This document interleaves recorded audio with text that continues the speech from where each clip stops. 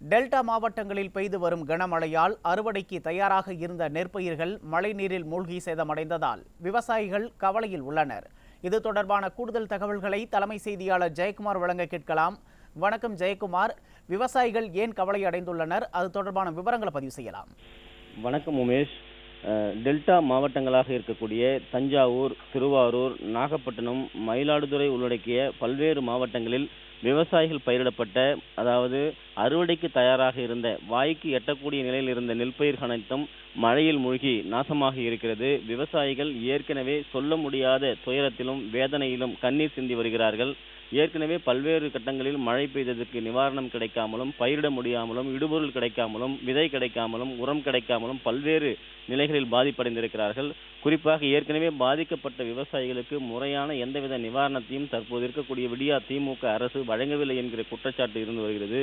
தற்போது நாகை மாவட்டத்தில் அறுவடைக்கு தயாராக இருந்த சுமார் 1000 ஏக்கர் நெற்பயிர்கள் மழை நீரில் மிதக்கின்றது. விவசாயிகள் கண்ணீரோடு கதறுகிறார்கள்.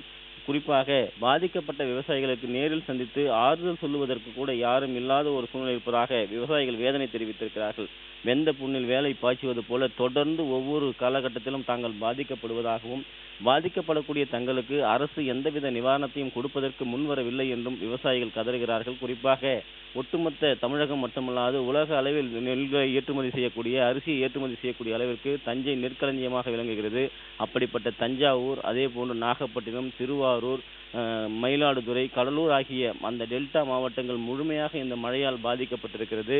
நேற்று காலை முதலே பல்வேறு பகுதிகளில், குறிப்பாக வளிமண்டல மேலடுக்கு சுழற்சி காரணமாக, அதே போன்ற கீழ்த்திசையினுடைய காற்றின் வேகம் காரணமாக இந்த 5 நாட்களுக்கு தமிழகத்தில் மழை பெய்யும் என்று சொல்லப்பட்டிருக்கிறது. இந்த தமிழகத்தினுடைய கடலோர மாவட்டங்களில் அதிக மழை, அதே போன்று கனமழை இருக்கும் என்று வானிலை ஆய்வு மையம் எச்சரித்திருக்கிறது.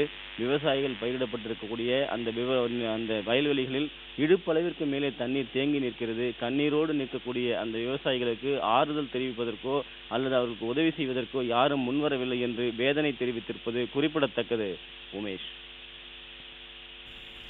விவரங்களுக்கு நன்றி ஜெயக்குமார்.